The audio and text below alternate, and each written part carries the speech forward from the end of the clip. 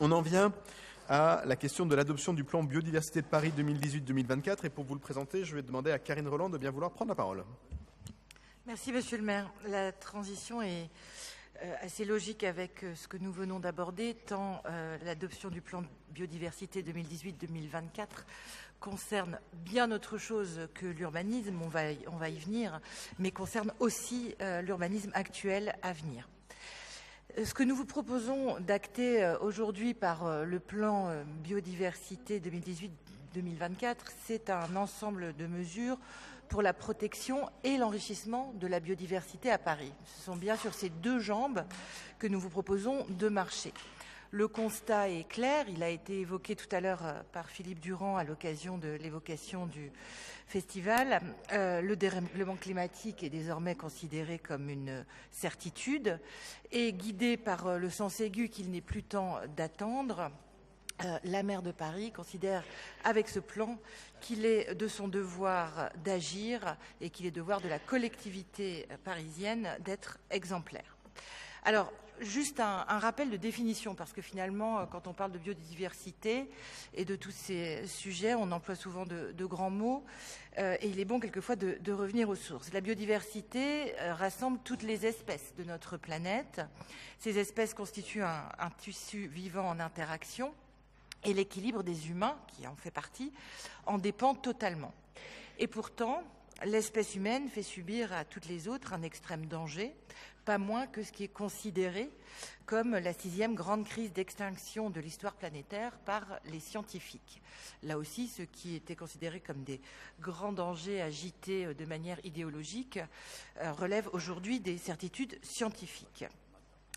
Il n'est bien sûr pas aisé pour un citoyen ou un responsable politique de saisir la gravité de la situation, car la gravité ne se voit pas toujours, passe parfois encore inaperçue. Et si la croissance des villes a été et est encore un progrès, tous les projets que nous évoquions à l'instant en attestent, c'est aussi une des causes de ce phénomène de dérèglement. Le plan biodiversité que nous vous proposons considère qu'elle peut aussi en être la solution. Il a pour ambition de guider et d'accélérer la mobilisation de la municipalité et de tous les habitants, c'est là un point essentiel, en faveur de la biodiversité. L'urgence à agir est d'autant plus grande que le changement climatique aura un impact de plus en plus important sur la biodiversité. Les températures augmentant, certaines espèces, je le disais, vont devoir s'adapter, changer d'habitat pour retrouver de bonnes conditions de vie. En retour, si l'on parvient à lutter contre la dégradation de la biodiversité et de ses écosystèmes, nous lutterons mieux contre le changement climatique par la captation de CO2. Donc c'est faire d'une faiblesse une force finalement. Voilà pour la rapide définition et le constat. La démarche qui est proposée, c'est bien sûr une démarche de long terme. Elle a démarré en 2011 avec l'adoption du premier plan pour la biodiversité à l'époque. Depuis 2014, un bilan participatif a été tiré de ce premier plan pour faire émerger un nouveau programme d'action. Ainsi, entre octobre et décembre 2016, une vingtaine d'ateliers ont été menés dans tout Paris. Le 18e en a d'ailleurs accueilli 2. Et une consultation en ligne, la plus large possible, a été organisée sur le site « Madame la maire, j'ai une idée ». Il en est ressorti 200 propositions d'actions concrètes grâce à la participation des Parisiens, habitants comme professionnels. Suite à cette concertation, les services de la Direction des espaces verts et de l'environnement ont fourni un travail considérable qui va bien au-delà de ce qu'ils font au quotidien, et des comités de pilotage réguliers ont associé les mairies d'arrondissement. À l'arrivée, nous avons des objectifs pour ce plan biodiversité 2018-2024 qui s'articulent autour de 3 grands axes. La biodiversité dans une ville engagée pour faire de Paris une ville exemplaire, la biodiversité par et pour tous, aspect essentiel, impliquer le maximum d'acteurs et d'actrices, et la biodiversité partout, pour penser la ville comme un atout pour la biodiversité. Des résultats sont attendus d'ici 2020 pour montrer le chemin à suivre, mais les actions ne devant pas se limiter à cette échelle de temps, les objectifs sont envisagés à l'horizon 2024 et des perspectives sont même tracées à plus long terme jusqu'à 2030. À titre d'exemple, d'ici 2020, une rue végétale verra le jour dans chaque arrondissement. Nous concernant, il s'agira du sud de la rue Montcalm. Donc ça, c'est d'ici 2020. D'ici 2024, 35% du territoire parisien sera constitué de surfaces perméables végétalisées. Et d'ici 2030, c'est 100% du territoire parisien qui aura fait l'objet d'un diagnostic biodiversité. Les 3 axes d'action que je viens d'évoquer sont déclinés en 30 actions, donc proposées dans la délibération de ce soir. Il ne m'appartient pas ce soir de vous en dresser un tableau et un portrait exhaustif, mais bien d'en souligner les points forts, bien sûr. Je parlais de biodiversité dans une ville engagée. La ville doit s'engager, j'ai commencé par ça, dans l'ensemble de ses champs de compétences. Parmi ceux-ci, l'aménagement du territoire est le premier, car il permet d'agir structurellement. À toutes les étapes d'un projet, les projets sur le bâti et l'espace public devront intégrer la biodiversité, et c'est d'ores et déjà le cas sur tous les grands chantiers d'aménagement que nous avons dans le 18e, bien sûr. Ensuite, la biodiversité par et pour tous, point sur lequel le plan insiste énormément, et c'est bien justifié, puisque pendant longtemps, le premier écueil qu'ont subi ces sujets, c'était la méconnaissance du public. Donc la pédagogie est longue, elle est lente, elle est absolument indispensable, et faire connaître les enjeux de la biodiversité est aujourd'hui reconnu comme une priorité. Des sensibilisations et des formations seront donc entreprises pour tous les publics, notamment les jeunes, je dirais de la crèche jusqu'à l'université. Et cela passera aussi par des soutiens et des travaux en partenariat avec les associations. La biodiversité partout, enfin, 3e axe. Naturellement dense et minérale, Paris a longtemps cantonné la nature à ses espaces verts.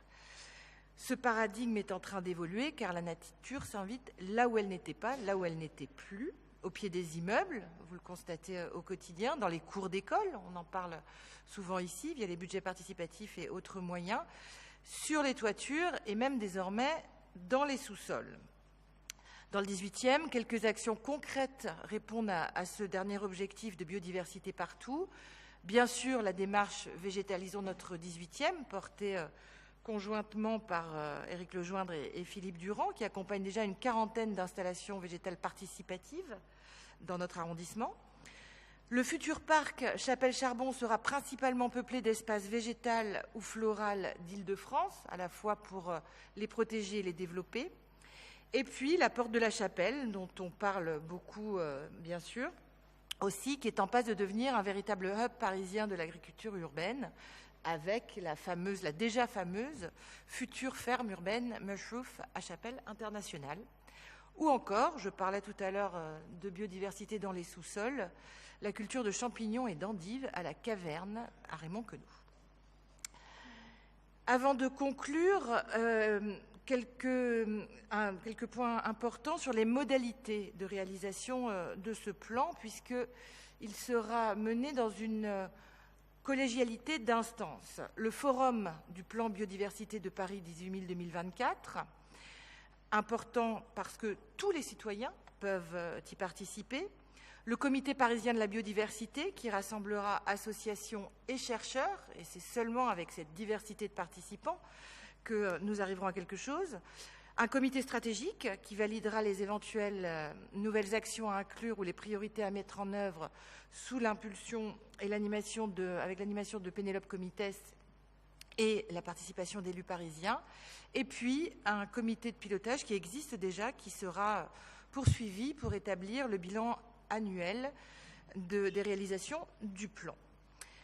Voici ce que je voulais soumettre à votre délibération, et il me semble que c'est avec ce plan un document programme, certainement perfectible, certainement discutable, qui certainement évoluera, mais qui très certainement aussi engage Paris comme l'une des premières grandes villes européennes à se doter d'un plan d'action ambitieuse, novatrice, volontaire en matière de biodiversité, tel que porté ardemment par Anne Hidalgo à Paris, par Éric Lejoindre et son équipe dans le 18e. Merci beaucoup pour cette présentation. On est là dans une démarche cohérente quand on regarde l'ensemble des plans que nous avons adoptés. Et en la matière, le 18e n'est pas en retard. Je pense aux différentes étapes que nous avons pensées, au plan d'alimentation durable que nous avons adopté à l'unanimité il y a quelques années, presque, quelques mois en tout cas.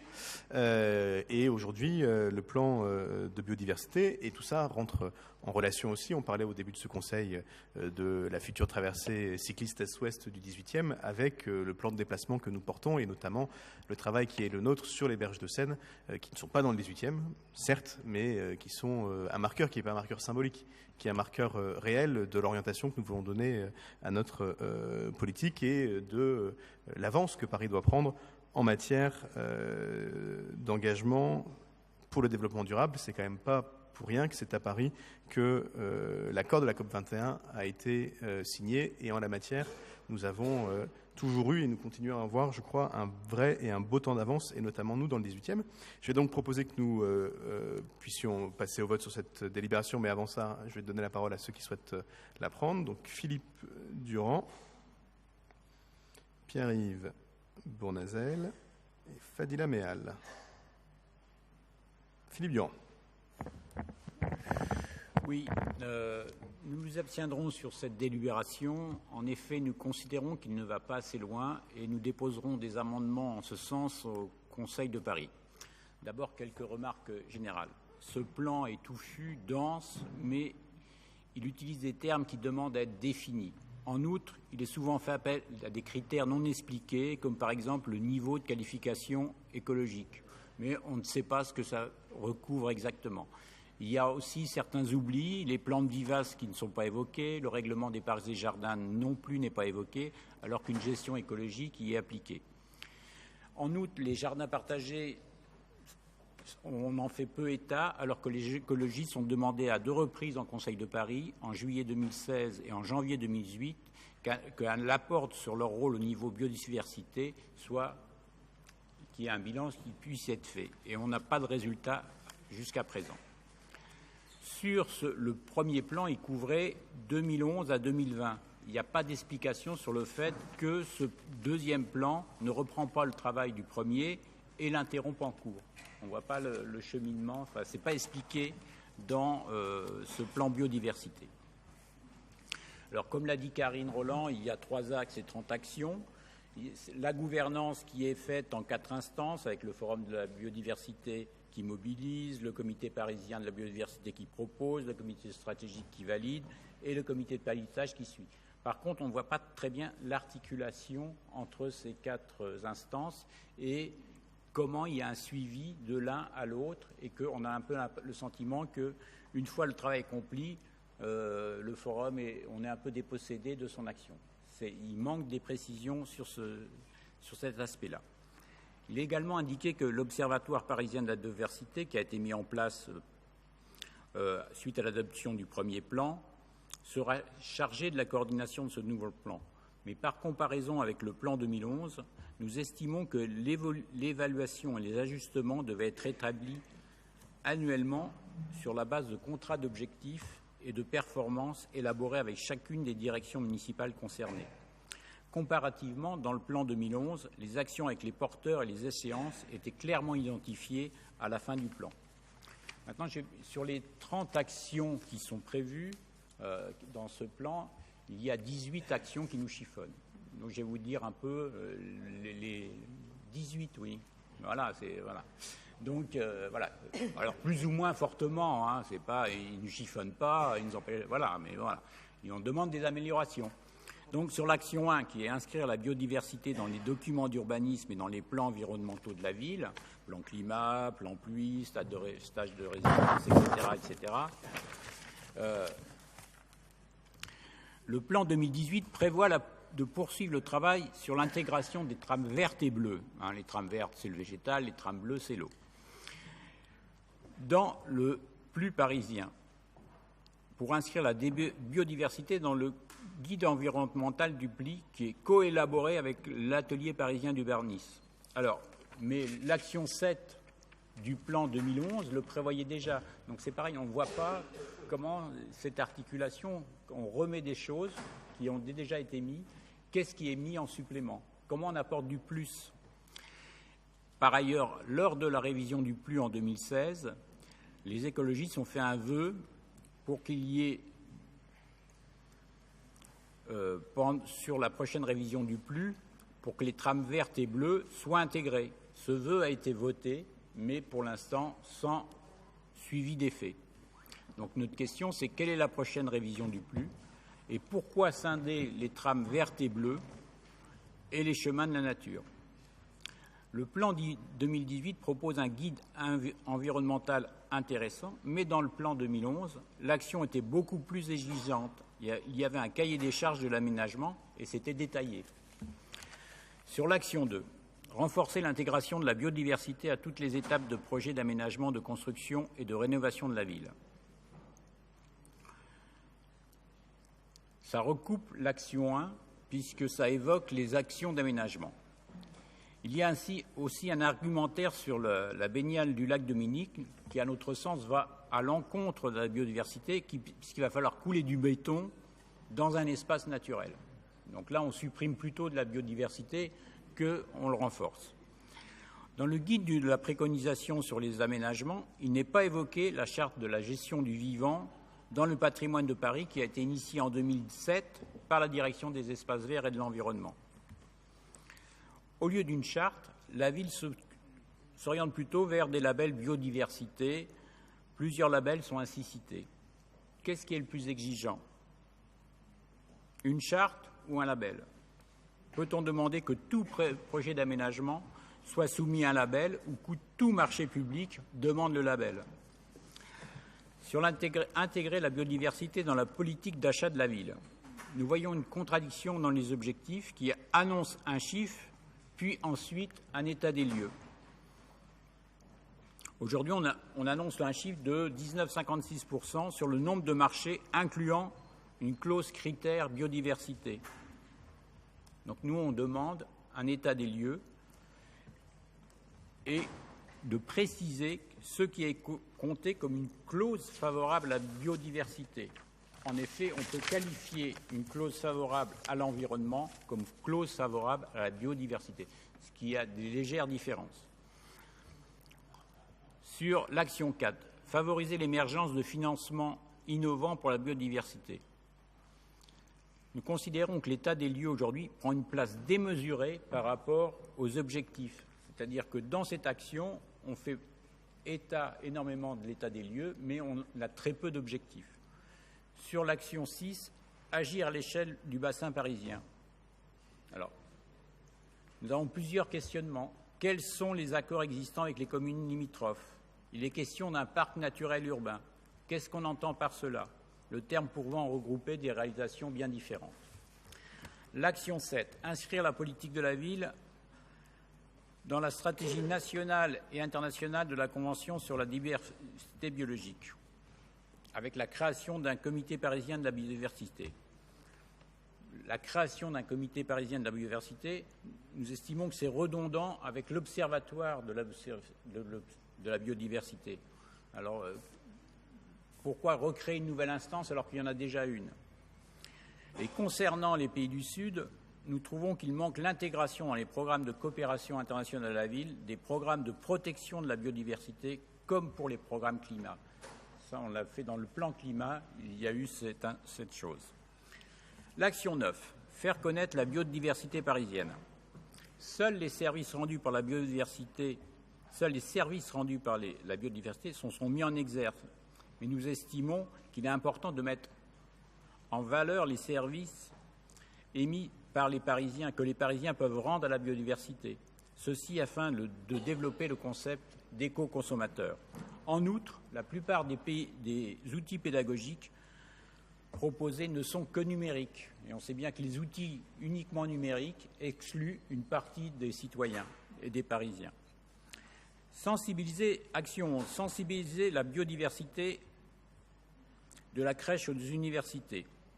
À moyen ou long terme, il est proposé de mettre en œuvre un programme de rafraîchissement de l'ensemble des écoles. L'objectif est de débutimer progressivement les cours d'école pour les végétaliser, arbres, pelouses, vergers, etc., ou de tester de nouveaux matériaux. et de nouveaux procédés permettant de rafraîchir les préaux ou dortoirs. Tout cela, nous y sommes favorables, mais cela manque d'objectifs précis.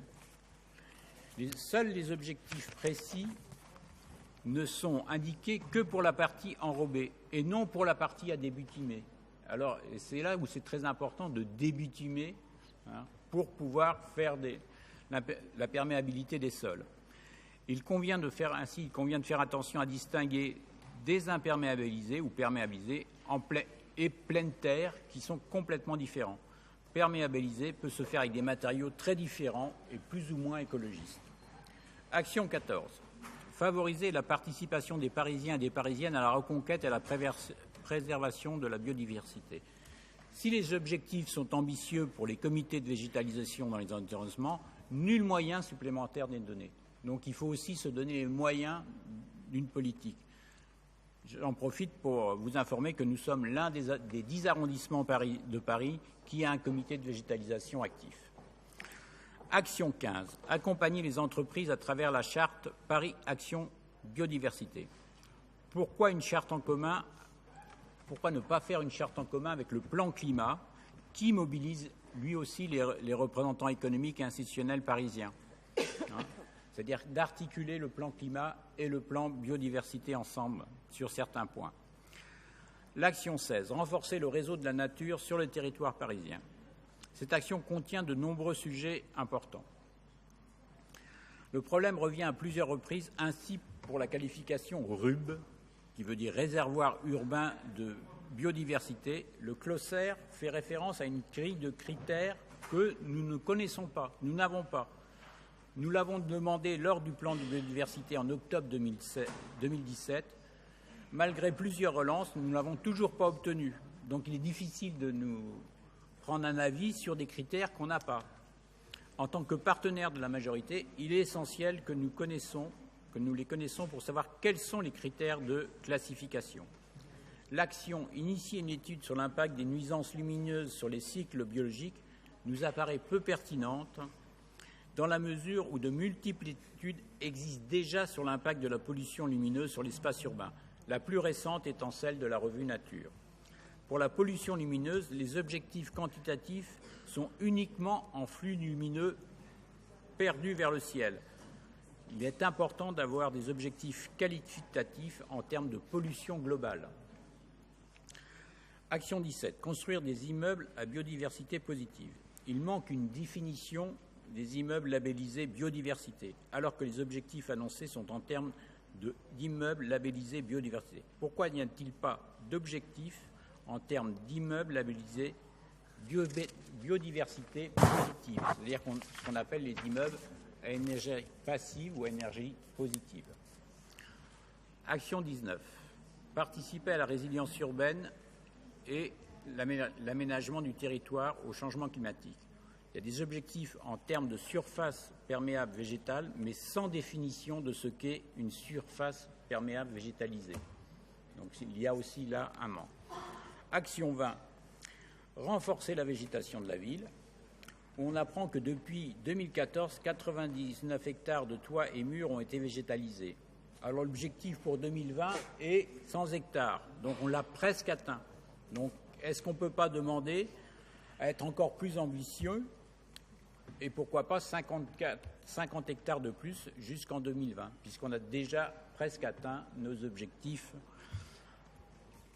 à l'instant. Action 22, généraliser la démarche gérophyto et encourager la gestion écologique des espaces verts sur l'ensemble du territoire parisien. Les espaces verts du territoire parisien non gérés par la ville représentent environ les 2/3 des espaces verts du territoire. Or, ces deux tiers des espaces verts, c'est là que les actions sont floues. C'est encourager, réunir et partager. Il n'y a pas d'objectif intermédiaire, si ce n'est qu'en 2030, 100% des espaces verts publics et privés, comme l'a dit Karine tout à l'heure. Mais on ne voit pas comment y arrive, quelles sont les étapes dans ce cheminement. L'action 24, entretenir le bâti en adéquation avec les besoins de la faune et de la flore. Ça relie avec l'action 2. C'est un peu fourre-tout et il n'y a rien de précis. Ça concerne tous les travaux et pas que les travaux municipaux. qu'entend-on par doubler le nombre de labels de gestion de la biodiversité sur les bâtiments? L'action 26. Développer l'agriculture urbaine. Alors, l'aéroponie, l'hydroponie, l'aquaponie sont considérés dans le développement de l'agriculture urbaine. Les objectifs 2020, 30 hectares d'agriculture urbaine à Paris. Nous demandons un pourcentage de biodiversité dans chaque projet d'aménagement. Enfin, l'action 30, qui est la dernière, permettre aux animaux de mieux vivre en ville. La difficulté, c'est que là, pour se prononcer sur cette action, elle est non écrite. C'est une page blanche, puisqu'elle sera définie après les conclusions de la mission « La place des animaux en ville ». Mais oui, mais c'est quand même gênant de voter sur quelque chose qu'on n'a pas. Alors, on aurait pu peut-être attendre le printemps 2018 pour voter le plan de biodiversité, voilà, et de travailler un peu plus sur des points sur lesquels on a demandé à être concertés. Voilà, c'est ces raisons pour lesquelles nous nous abstenons. Je vous remercie. Merci beaucoup. J'imagine que si nous étions dans le 20e, il y aurait peut-être 20 actions qui auraient été moins... je vais laisser la parole tout de suite à Pierre-Yves Bournazel et à Fadila Meal. Et je voulais quand même redire qu'on est dans la définition d'un plan, d'un cadre, d'une feuille de route, pas d'un catalogue d'actions précises, parce que la réalité, c'est que ce plan nous mène jusqu'en 2030 et que sans doute que les actions que nous déciderons aujourd'hui auront à évoluer au fur et à mesure du temps et à s'adapter. On est dans des objectifs que nous fixons et nous allons essayer de les atteindre. Et je crois que, pour le coup, une trop grande précision est plus limitative qu'incitative à l'imagination. Mais je laisse tout de suite la parole à Pierre-Yves Bournazel. Merci, Monsieur le maire. Oui, je voterai ce plan biodiversité. D'ailleurs, je voudrais d'abord insister sur un point, c'est que dans les nouveaux projets portés par la ville de Paris, la création de nouveaux espaces verts, qu'ils soient grands, qu'ils soient moyens, qu'ils soient modestes, doit être une priorité d'aménagement, en s'appuyant évidemment aussi sur l'innovation venant des associations et des habitants, notamment pour mieux aménager l'espace public. Cette créativité est absolument essentielle. Pour autant, la nouvelle mouture de ce plan arrive tardivement, puisque le précédent plan couvrait la période 2011-2015, et nous sommes en 2018. Pourtant, je voudrais rappeler que début 2016, la Chambre régionale des comptes a relevé que 18 des 20 arrondissements de notre capitale étaient sous-dotés en espaces verts de proximité dans le cadre d'un rapport sur la politique régionale en la matière. Selon un classement publié par le MIT, Paris est la ville la moins verte, dans le sens moins végétal, que les 26 autres villes du panel concerné. Quand Singapour comporte près de 30% de verdure, la capitale de la France n'en compte à peine 9%, alors que New York et Londres sont autour de 12-13%. Si Mme Hidalgo a fait à juste titre de la biodiversité la citoyenne d'honneur en 2016, elle a mené des opérations pourtant contraires à ce projet-là. Je voudrais, pour rappel, en citer quelques-uns. L'utilisation, par exemple, des bois de Boulogne et de Vincennes comme réserve foncière, au lieu de les sanctuariser. La transformation de sites perméables en surface bâtie, comme le terrain d'éducation physique de Ménilmontant dans le 11e arrondissement, ou je pourrais citer dans le 18e, le projet finalement abandonné après la mobilisation des habitants du stade Championnet. Le bois d'Ormois du quartier La Chapelle que vous allez donc bétoniser. Et donc je voudrais rappeler cela, parce que quand il existe un certain nombre d'espaces verts, il faut aussi déjà les préserver ou des espaces à protéger. Et donc la biodiversité, c'est un élément essentiel. Je voterai dans l'intérêt général et de manière constructive ce projet, mais je crois qu'il y a eu des actes qui ont été posés ces dernières années qui sont contraires aux objectifs que vous affichez. Oui. Il y a d'ailleurs des actes qui ont été portés dans ces récentes années qui conduisent un certain nombre d'élus à proposer que nous remettions, par exemple, de la circulation sur les berges de Seine, ce qui, j'imagine, ne contribue pas à l'objectif de biodiversité. Mais je pense que nous serons capables de tenir et que nous arriverons de ce point de vue-là. Et j'invite ceux qui le souhaitent à nous rejoindre samedi pour y arriver. Parce que la réalité, c'est que en matière de progressisme et en matière de prise en compte des engagements que la France a pris à Paris, autour de la COP21, nous sommes plutôt en avance. Paris a été construite à un certain temps, et sur ce sujet, comme sur beaucoup d'autres, les évolutions, elles viennent lentement. Et c'est vrai qu'on ne construit pas 70 000 hectares verts, hectares d'espace vert dans une ville comme Paris en 2 ans, ça n'existe pas. Mais nous progressons. Et on progresse, y compris en allant chercher des réserves d'imagination ou d'intelligence. Et le fait que nous puissions avoir la plus grande ferme de centre-ville, sans doute de France, peut-être même d'Europe, à la Chapelle internationale, est un élément qui montre qu'on arrive en travaillant sur les toits. Karine Roland parlait de la champignonnière que nous avons implantée, ou que nous avons poussé un bailleur social à implanter dans des souterrains qui étaient inutilisés. C'est aussi une façon de retrouver des lieux différents. Mais tout ça prend du temps. Et c'est vrai que le coup de la baguette magique, on ne connaît pas, mais pas plus à Paris que dans aucune autre ville. Mais je ne sais pas s'il y a beaucoup d'autres villes de France où restons-en en tout cas à la France, qui soient de ce point de vue-là aussi dynamique que la nôtre, pas seulement en affichant des objectifs, parce que ça compte, mais aussi en essayant le plus rapidement possible. Et il ne faut pas dire aussi, enfin moi je fais partie de ceux qui pensent qu'il faut toujours dire la vérité, et la vérité aussi sur les contraintes, et je pense que de ce point de vue-là, nous y arrivons. Il faudrait que sur tous ces sujets, tout le monde tire dans le même sens, mais je pense que c'est l'objectif de l'ensemble des membres du Conseil de Paris. Fadila Meal. Alors, et Fadila Meal, puis Pierre-Yves Bournazel. Je voudrais, pour la clarté du débat, simplement vous donner ma position. Je suis contre la réouverture des voies sur berge à la circulation automobile. Je l'ai écrit dans une tribune vendredi dans l'Opinion, et donc je suppose que cette phrase ne m'était pas destinée. Donc j'ai le courage, moi, de soutenir des projets parfois qui ne viennent pas de mon bord politique. Ça a toujours été ma marque de fabrique. J'espère que les uns et les autres sont capables de le faire. Que Florence Berthoud et Valérie Pécresse le seront tout autant que vous. Fadila Meal. Merci, Monsieur le maire et chers collègues. Alors, c'est vrai que le plan biodiversité, pour nous, il est nécessaire à l'heure des grands changements climatiques et technologiques qui, d'une certaine façon, parfois, sont en train de permettre l'extinction de certaines espèces. Et c'est vrai que la responsabilité des villes, et notamment de Paris, la capitale, en la matière, elle est absolument cruciale. Il s'agit d'agir au niveau local pour préserver à la fois la faune et la flore. D'autres l'ont dit mieux que moi, mais nous y croyons fermement, notamment pour éradiquer cette spirale très mortifère qui vise à cette extinction. Alors, c'est vrai que pour certaines personnes, la diversité, ou en tout cas la biodiversité, est malheureusement un sujet souvent dit mineur et qui ne vaut même pas la peine qu'on s'y intéresse. Et moi, je pense qu'ils se trompent lourdement, car nous formons ensemble un écosystème qu'il ne faut pas déséquilibrer.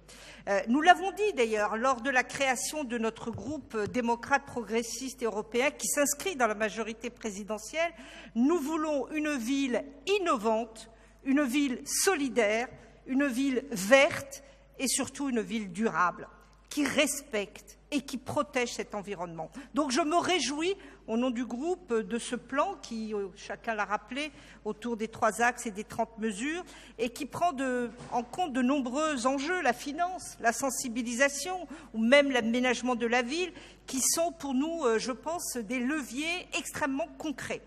En revanche, c'est vrai que ces objectifs ambitieux, il ne faut pas qu'ils ne soient que des vœux pieux, parce qu'ils nécessitent une participation active, des crédits importants, et puis surtout une vraie concertation entre tous les acteurs, les élus, les chercheurs, les citoyens, les entreprises privées, publiques.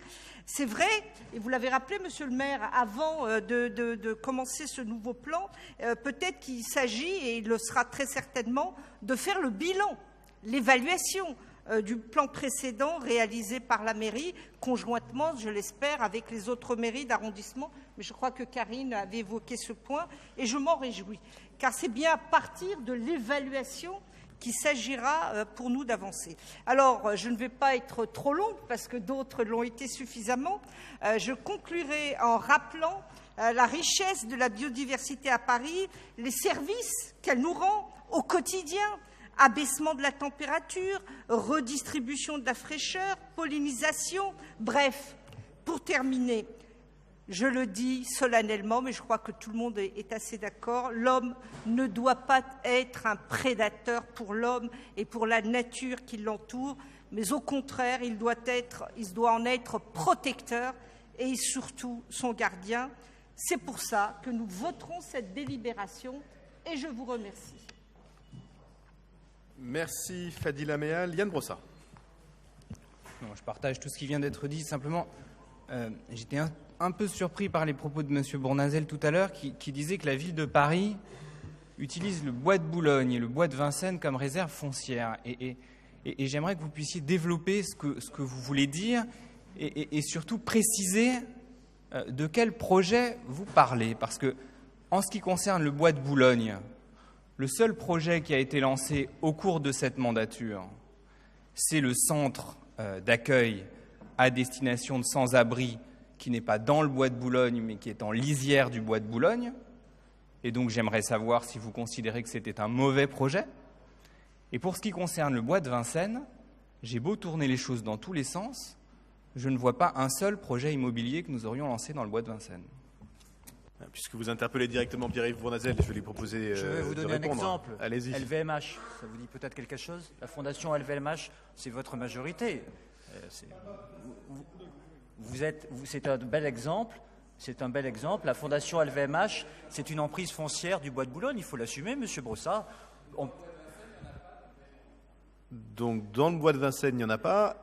Et j'ajoute, sans vouloir remuer le couteau dans la plaie de certains, et notamment la mienne, qu'au bois d'Ormois non plus. Et y compris l'équipement à destination de la petite enfance et des personnes âgées dépendantes qui étaient prévues, ne verront pas le jour dans cette mandature et sans doute pas d'ailleurs dans aucune autre finalement.